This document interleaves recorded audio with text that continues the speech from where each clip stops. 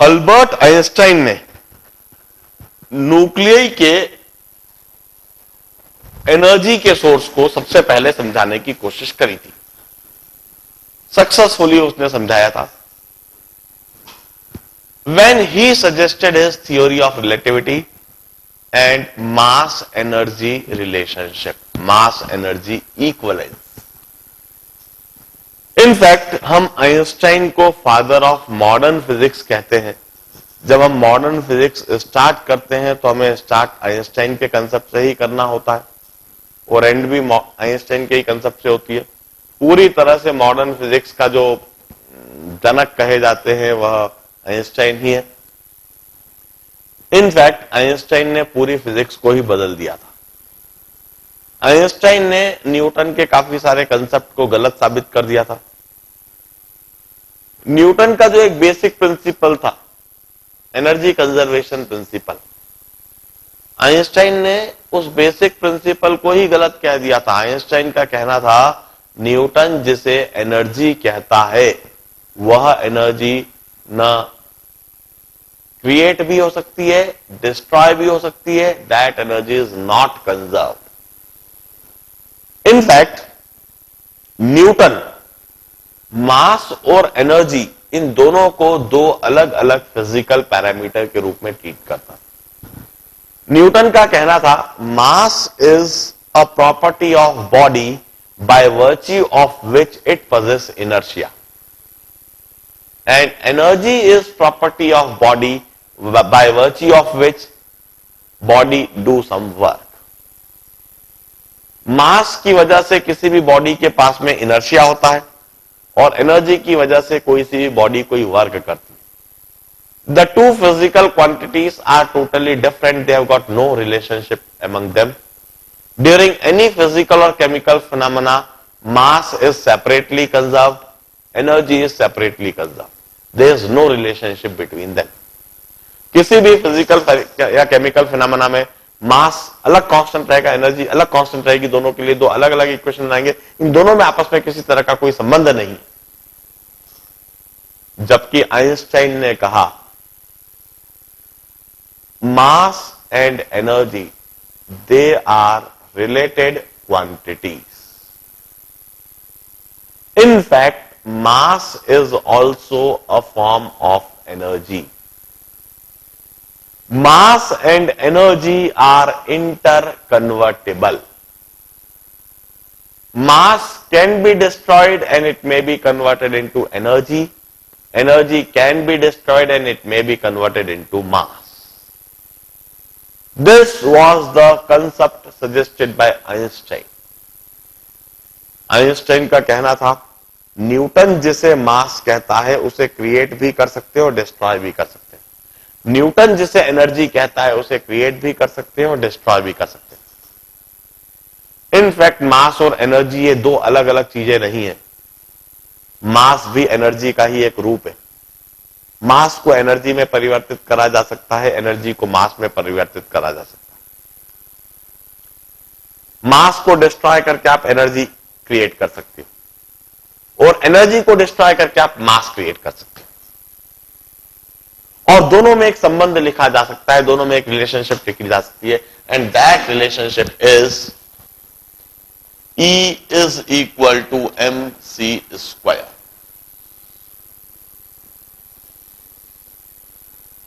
This is Einstein mass energy relation.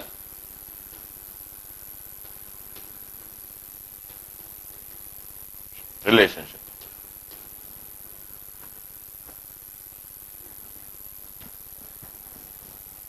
M kg of mass is equivalent to E amount of energy and E amount of energy in joules is equal to m kg of mass. Here C is velocity of light. C is 3 into 10 to the power 8 meters per second.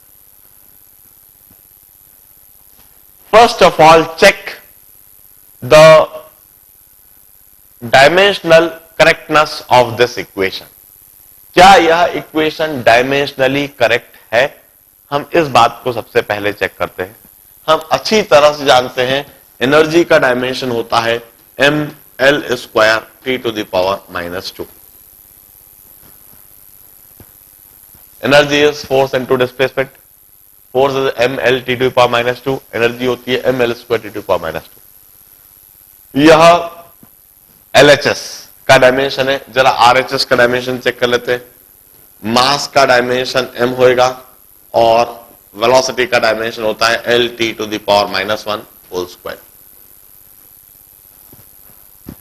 RHS और LHS का dimension same है, means this equation is dimensionally correct.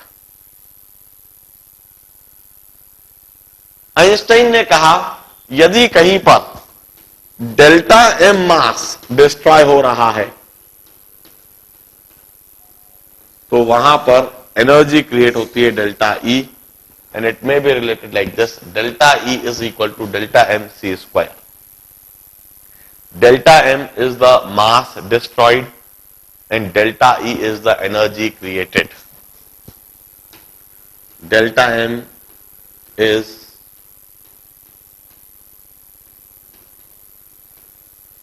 mass destroyed and delta E is energy created.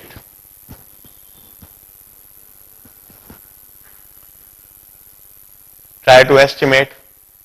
आपका वजन 50 kilo का है, आपका मास 50 kilo का है। कैन यू एस्टिमेट कि आपके पास कितनी एनर्जी है? आप एक एनर्जी का पुलंदा हो और आपके पास जो एनर्जी है that is equal to 50 kg into 3 into 10⁸ meters per second whole square. It's 9,450 into 10⁻16 kg meter square per second square. ध्यान रहे 1 kg metre square per second square होता है 1 जूल। सो आपके पास कुल मिला के एनर्जी है 4.5 इंटू 10⁻18 जूल्स। यदि आपका मास 50 किलो है तो आपके पास इतनी एनर्जी है, आप एक बहुत बड़े एनर्जी का पुलंदा। This was the concept suggested by Einstein. फिर इसके बाद आइंस्टाइन ने कहा कि ये जो मास क्रिएट या डिस्ट्रॉय होता है ये कोई ग्राम्स या किलोग्राम्स में नहीं होता है। ग्राम्स या किलोग्राम्स में मास डिस्ट्रॉय होने लगे तो सन या मून का, सन या स्टार्स की स्थिति बन गई। सन में हर सेकंड में कुछ किलोग्राम मास डिस्ट्रॉय होता है। हर सेकंड में कुछ किलोग्राम मास डिस्ट्रॉय हो जाए तो वहां पर सन का नजारा बन जाता है। अर्थ पर किसी भी फिनोमेना के दौरान, किसी भी एटम में, किसी भी न्यूक्लियई में या किसी भी न्यूक्लियर रिएक्टर में डिस्ट्रॉय होने वाला मास कभी भी ग्राम्स या किलोग्राम्स में नहीं होता है। जो मास डिस्ट्रॉय होता है वो तो एएमयू में होता है। आइंस्टाइन ने कैलकुलेशन करके दिखाया कि यदि 1 एएमयू मास डिस्ट्रॉय हो जाए तो कितनी एनर्जी क्रिएट होगी। 1 एएमयू मास के डिस्ट्रक्शन से कितनी एनर्जी क्रिएट होगी, हम इस बात को इसी समय कैलकुलेट करते हैं। 1 एएमयू जिसके लिए अभी अभी हमने लिखा 1/n ग्राम्स और 1/6.023 इंटू 10⁻23 ग्राम्स और 1 AMU is equal to 1.66 into 10⁻⁻24 grams. इसको यदि हम किलोग्राम्स में कन्वर्ट कर दें तो ये लिखेंगे 1.66 इंटू 10⁻⁻27 किलोग्राम्स। 1 एएमयू इतने किलोग्राम्स होता है। अब इतने किलोग्राम्स के डिस्ट्रॉय होने पर वहां कितनी एनर्जी क्रिएट होगी, हम इसे डिटरमाइन करते हैं। E equal to M C square और delta equal to delta N C square. This is the mass destroyed in kilograms and the velocity of light is 3 into 10 to the power 8 meters per second whole square. Equivalent to sign लगा दो। 1 AMU of mass is equivalent to this much energy. अब हम इसे simplify करते हैं। 1.66 into 9 into 10 to the power minus 27 into 10 to the power 16 kg metre square per second square. हम अच्छी तरह से जानते हैं kg metre square per second square is 1 joule. और हम यह भी जानते हैं कि जो एनर्जी है इलेक्ट्रॉन वोल्ट में लिखी जानी चाहिए। 1 EV जो कि होता है 1.6 into 10 to power minus 19 joule.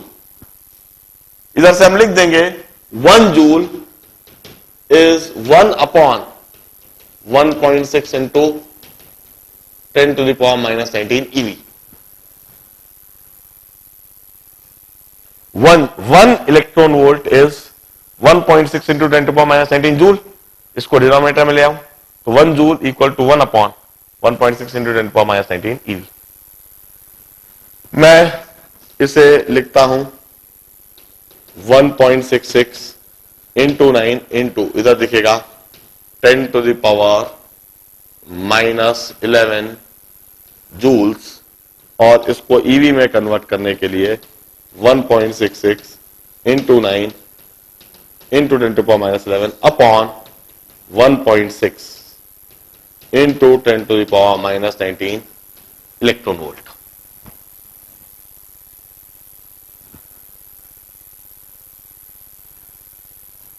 जरा बिल्कुल एक्यूरेटली कैलकुलेट करके हम देख लें। यह दिखेगा 9.316 into 10 to the power 8 EV और 931.6 into 10 to the power 6 EV और 931.6 mega electron volt.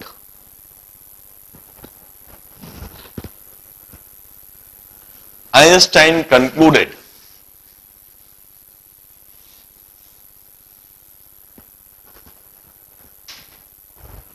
one AMU of mass is equivalent to 1 AMU of mass is equivalent to 931.6 mega electron volt.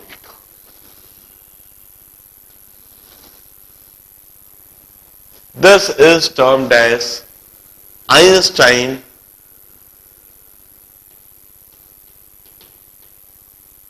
Mass energy equivalence.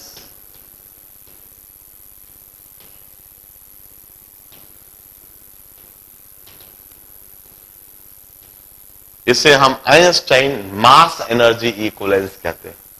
इसका मतलब कहीं पर भी यदि 1 AMU मास destroy हो जाए, कहीं पर भी यदि 1 AMU मास डिस्ट्रॉय हो जाए तो वहां पर 931.6 mega electron volt energy create हो जाती है।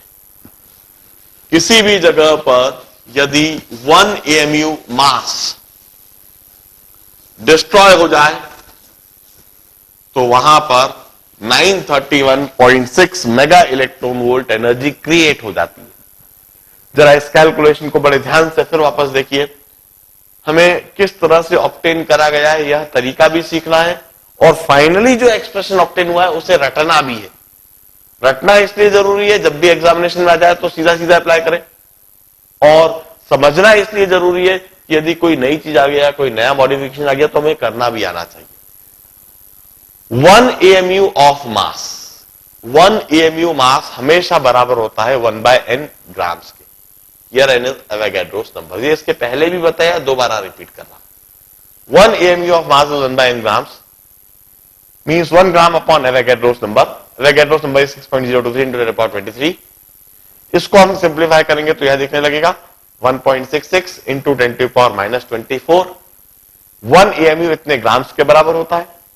जो ग्राम्स में लिखा है इसको किलोग्राम्स में कन्वर्ट कर लिया, 10 to the power minus 24 की जगह हो गया 10 to the power minus 27. 1 AMU is equal to 10 to the power 1.66 into 10 to the power minus 27 kilograms. यह एक AMU होता है. AMU is a unit of mass, kilogram is a unit of mass. इन दोनों में यह इंटर कन्वर्जन है. अब इतने किलोग्राम्स यदि मास डिस्ट्रॉय हो जाए तो कितनी एनर्जी क्रिएट होगी? E equal to mc square लगा रहा हूं. m मास किलोग्राम्स में, c square, c in metres per second, velocity of light metres per second. यह सब्स्टिट्यूट कर दिया. 1.66 ऐसा कैसे ही, 3 का स्क्वायर 9 लिखा, 10 टू द पावर माइनस 27 ऐसा कैसे ही, 10 टू द पावर 8 का square 10 to power 16 kilogram metre square per second square. अब 1.66 ऐसा कैसे दिख रहा है, 9 ऐसा कैसे ही, 10 to power minus 27 10 to power 16 ये हो गया 10 टू पावर माइनस 11. और KG metre square per second square, 1 KG metre square per second square is equal to 1 joule. इस तरह से इधर हमने जूल लिख दिया. फिर हमने कहा कि जिस पार्टिकल्स की हम बात कर रहे हैं, atom, nucleus, electron, proton, neutron, ये इतने छोटे छोटे पार्टिकल हैं कि इनकी एनर्जी कभी भी जूल्स में नहीं लिखी जाएगी. इनकी एनर्जी हमेशा लिखी जाएगी इलेक्ट्रॉन वोल्ट में. और कन्वर्जन दोबारा मैं बता रहा हूं, 1 electron volt is always equal to 1.6 into 10 to the power minus 19 joule. Hence 1 joule is equal to 1 upon 1.6 into 10 to the power minus 19 electron volt. इधर हमने 1 joule की जगह 1 upon 1.6 into 10 to the power minus 19 electron volt लिख दिया. देखिए 10 to the power minus 19, 10 to the power minus 11, ये ऊपर जाके 10 to the power 8 दिख जाएगा. 10 to the power 8 तो दिख रहा है. अब 9 into 1.66 upon 1.6 कैलकुलेटर पर इमीडिएटली करके देख लीजिए, चाहो तो सॉल्व करके देख लीजिए, 9.316 दिखेगा. 931.6 इंटू 10 टू पावर 6 ईवी लिख दिया. 10 टू पावर 6 को हम मेगा लिख देते, तो 1 AMU equal to 931.6 mega electron volt. इसे रटना होगा. This is mass energy equivalence obtained by Einstein. अब इस मास एनर्जी इक्वलेंस को ऑब्टेन करने के बाद आइंस्टाइन ने क्या कहा? आइंस्टाइन ने कहा कि हमें किसी भी एटम में इलेक्ट्रॉन की संख्या, प्रोटॉन की संख्या और न्यूट्रॉन की संख्या एग्जैक्टली पता होती है. जैसे हम किसी भी एटम को कैसे लिखते हैं, या तो हम एटम को ऐसे लिखते हैं, या हम एटम को ऐसे डिनोट कर देते हैं, या हम एटम को ऐसे डिनोट करते हैं. Here Z is atomic number, its number of proton or the number of electron, and A is mass number, its number of proton plus number of neutron. किसी भी एटम को हम इस तरह से डिनोट करते हैं.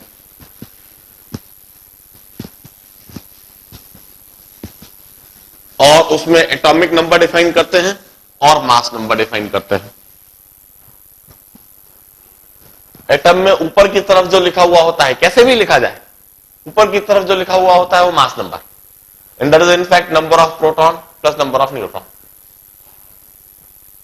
और जो नीचे की तरफ लिखा हुआ होता है वो atomic number, that is number of proton plus number of electron और नंबर ऑफ इलेक्ट्रॉन. आइंस्टाइन ने कहा किसी भी एटम में हमें प्रोटॉन की संख्या भी पता होती है, इलेक्ट्रॉन की संख्या ही पता होती है, न्यूट्रॉन की संख्या ही पता होती है. Number of proton is equal to Z. This is atomic number. Number of electron is also equal to Z, and this is atomic number, while number of neutron is equal to A minus Z.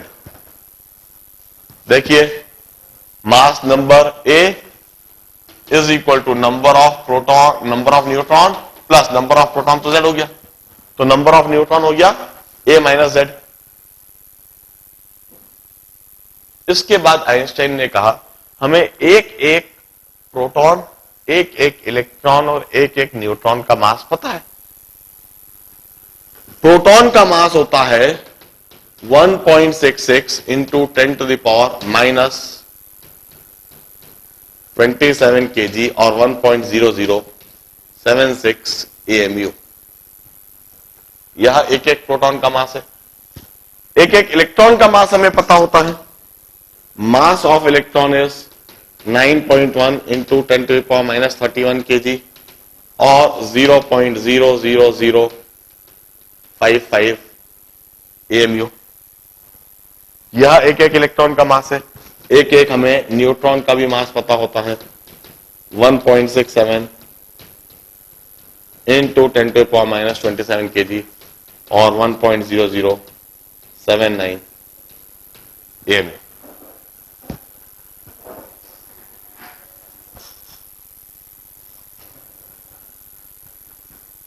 अब Einstein ने कहा हम न्यूक्लियई का exact मास determine कर सकते हैं जो होना चाहिए, और हम एटम का भी एग्जैक्ट मास डिटरमाइन कर सकते हैं जो होना चाहिए। क्योंकि हमें एक एक प्रोटॉन का मास पता है और कितने प्रोटॉन है वो संख्या भी पता है, एक एक इलेक्ट्रॉन का मास पता है और कितने इलेक्ट्रॉन है वो संख्या भी पता है, और एक एक न्यूट्रॉन का मास भी पता है और कितने न्यूट्रॉन है वो संख्या भी पता है। तो हम एटम का मास और न्यूक्लियई का मास निकाल सकते हैं। यदि हम मास ऑफ न्यूक्लियई डिटरमाइन करने की कोशिश करें तो न्यूक्लियई में mass of each proton is mp and we have got z protons. Mass of each neutron is mn and we have got a minus z neutrons. Mass of all the protons and mass of all the neutrons. This must be the mass of nuclei. यह nuclei का mass होना चाहिए।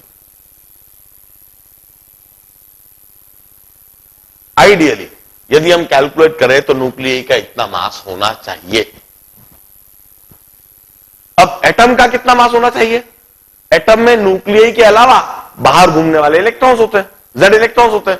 तो ये जो न्यूक्लियई का मास लिखा है, यह जो न्यूक्लियई का मास लिखा है, इसमें मास ऑफ इलेक्ट्रॉन्स यदि हम ऐड कर दें, then this must be mass of an atom. यह एक एटम का मास होना चाहिए। अब आइंस्टाइन ने कहा ये तो कैलकुलेटेड मास ऑफ न्यूक्लियई है, यह कैलकुलेटेड मास ऑफ एटम है। अब किसी तरह से आइंस्टाइन ने एग्जैक्टली न्यूक्लियई का मास निकाला एक्सपेरिमेंट के द्वारा। एक्सपेरिमेंट के द्वारा उसने एग्जैक्टली एटम का मास निकाला, और बड़े आश्चर्यजनक रूप से उसने क्या पाया कि न्यूक्लियई का एक्चुअल मास इस कैलकुलेटेड मास से कम है। एटम का एग्जैक्ट मास इस कैलकुलेटेड मास से कम है। होना न्यूक्लियई का इतना मास चाहिए, मगर वो है नहीं, उससे कम है।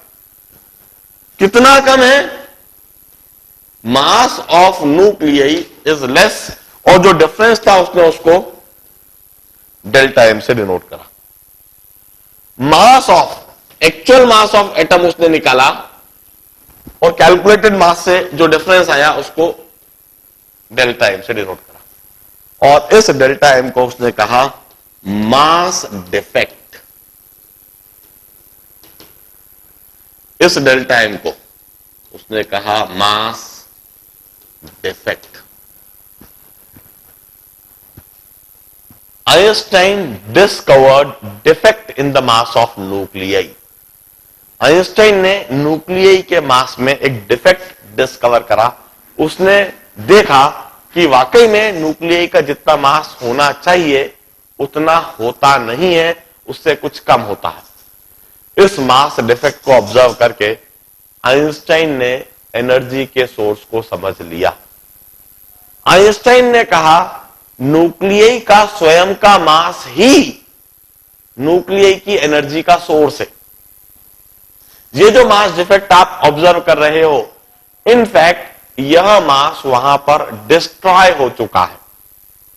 यह मास डिस्ट्रॉय होकर एनर्जी में कन्वर्ट हो गया है और वह एनर्जी रिलीज हो गई है। उसी एनर्जी के रिलीज हो जाने से वह न्यूक्लियई स्टेबल हो गया है। उसी एनर्जी के रिलीज हो जाने से वह न्यूक्लियई बाइंडेड है। That energy release we call it binding energy. That energy keeps the nuclei stable. That energy keeps the nuclei binded. All protons binded in the nuclei. यह डेल्टा एम मास के destroy हो जाने से इतनी energy release होगी, delta M into C square, and this energy is termed as binding energy. इस energy को हम बाइंडिंग एनर्जी कहते हैं।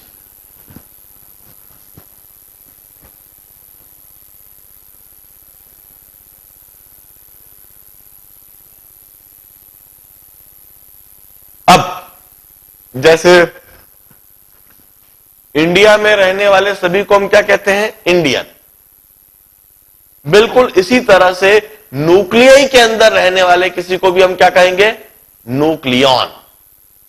We used to conceptualize number of nucleon.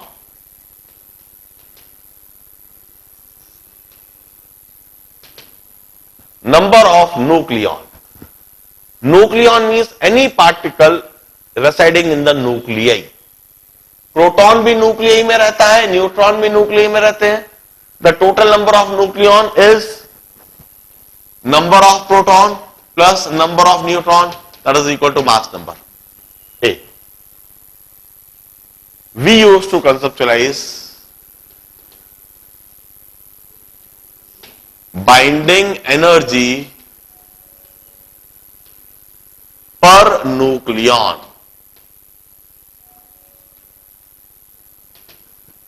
It's delta m c square upon mass number. This is BePn. Binding energy per nucleon.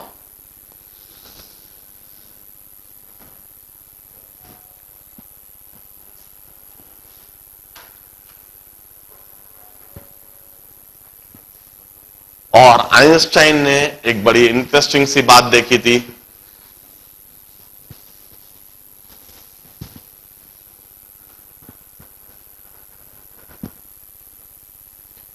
अधिकतर stable nuclei के लिए binding energy per nucleon for all stable nuclei, यह binding energy per nucleon 5.5 mega electron volt से 8.5 mega electron volt के range में होती है।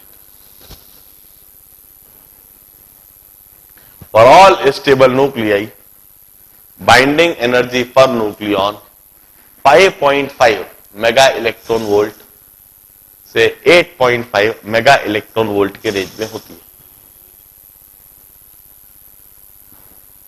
Binding energy per nucleon जितनी ज्यादा होती है, न्यूक्लियई उतना ही स्टेबल होता है। बाइंडिंग एनर्जी पर न्यूक्लियन जितनी कम होती है, न्यूक्लियई उतना ही अनस्टेबल होता है। आइंस्टाइन ने ढेर सारे न्यूक्लियई के लिए binding energy per nucleon calculate करा था और यह पाया कि अधिकतर स्टेबल न्यूक्लियई के लिए binding energy per nucleon 5.5 mega electron पर वोल्ट पर न्यूक्लियन से 8.5 mega electron volt per nucleon होती है। हम इसी समय यह कैलकुलेशन एक बार करके देखते हैं। मैं एक न्यूक्लियाई देता हूं इसी समय, इस न्यूक्लियाई के लिए यह कैलकुलेशन करके दिखाइए।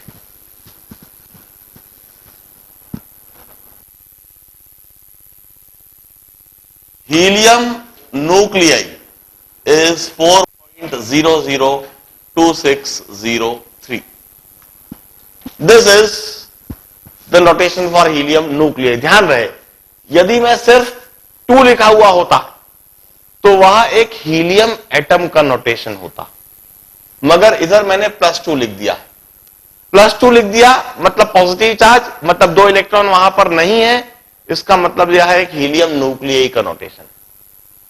एक हीलियम न्यूक्लियाई के पास +2 चार्ज है, मतलब 2 प्रोटॉन है, और यह 4.002603 लिखा है, मींस दिस एटॉमिक वेट। इसका मतलब है मास नंबर 4 है और एटॉमिक वेट है 4.002603।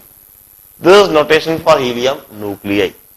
अब इस हीलियम न्यूक्लियाई के लिए इमीडिएटली आप कैलकुलेट करके बताइए इस न्यूक्लियाई में मास डिफेक्ट कितना है, और यह मास डिफेक्ट हमेशा एएमयू में कैलकुलेट करा जाएगा।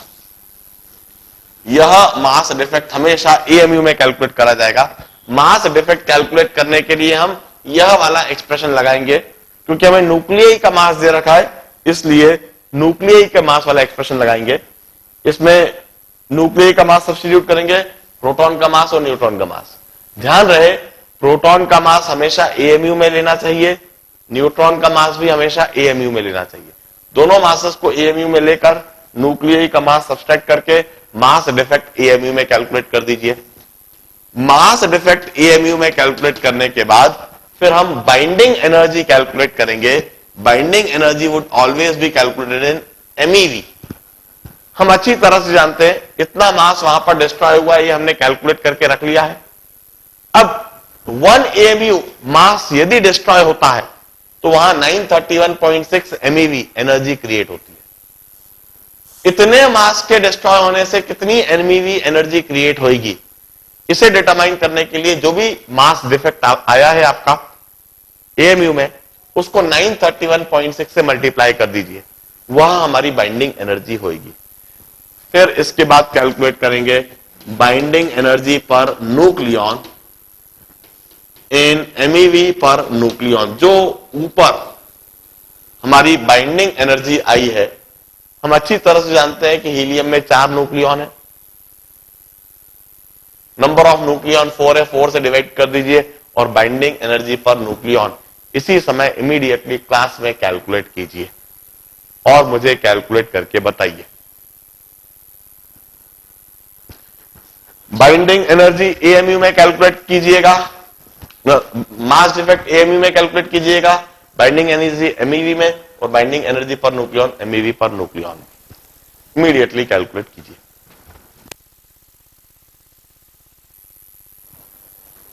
मास डिफेक्ट ऐसे लिखिए, we have got mass of each proton 1.0076 and we have got 2 proton, mass of each neutron, colour change कर देता हूं मैं, mass defect would be 1.0076 into 2 plus 1.0079 into 2.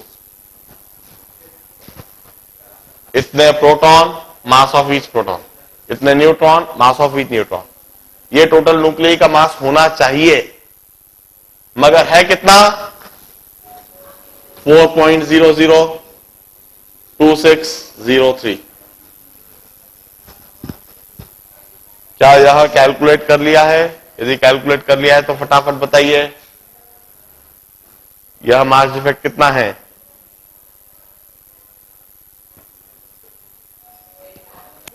हाँ जी, what is the mass defect? 4.03। नहीं 4.0 नहीं, 4 तो कैंसिल ही हो जाएगा वहां पर। इसको मल्टीप्लाई करके ऐड करके उसको सब्ट्रैक्ट करना है। हाँ 0.02। हाँ आगे 3 आगे बोल 83 this mass effect in AMU. अब बाइंडिंग एनर्जी के लिए हम कहेंगे बाइंडिंग एनर्जी 1 एएमयू मास डिस्ट्रॉय होता है तो इतनी एनर्जी क्रिएट होती है, और मास डिस्ट्रॉय इतना हुआ है तो 0.0283 इंटू 931.6 MeV। क्या इसे मल्टीप्लाई करके बताएंगे कितना आता है, कितना MeV, और फिर बाइंडिंग एनर्जी पर न्यूक्लियॉन के लिए यह जो आया है 0.0283 इंटू 931.6, इसको 4 से डिवाइड कर दीजिए। 6.6136। बाइंडिंग एनर्जी पहले बताओगे, 0.61। बाइंडिंग एनर्जी नहीं, पहले बाइंडिंग एनर्जी बताओ। बाइंडिंग एनर्जी 26 समथिंग होगी, फिर 26 पॉइंट समथिंग MeV, और बाइंडिंग एनर्जी पर न्यूक्लियॉन 6.61 MeV पर न्यूक्लियॉन। अब जरा सोचिए, हीलियम न्यूक्लियई एक स्टेबल न्यूक्लियई होता है, और चूंकि यह एक स्टेबल न्यूक्लियई है इसलिए इसका बाइंडिंग एनर्जी पर न्यूक्लियॉन 6.61 जो आ रहा है वह 5.5 से ज्यादा है, 8.5 से कम है, एक स्टेबल रेंज में आ रहा है। परसों मैं इसी तरह के 2-3 कैलकुलेशन और कराऊंगा, इस बात को सिखाऊंगा। परसों नहीं, कल ही इनफैक्ट, कल एग्जैक्टली यहीं से इस चैप्टर को मैं कंटिन्यू करवाऊंगा। कैलकुलेटर साथ में लेकर आइए और फटाफट कैलकुलेट करके जो मैं बोलता हूं फटाफट क्लास में ही कैलकुलेट करके वेरीफाई करते चलिए। घर के लिए यह काम कभी मत छोड़ो, क्लास में ही तेजी से करते जाओगे, सारी बातें क्लास में ही समझ में आती जाएंगी। आज के लिए इतना ही, कल एग्जैक्टली यहीं से कंटिन्यू करेंगे हम।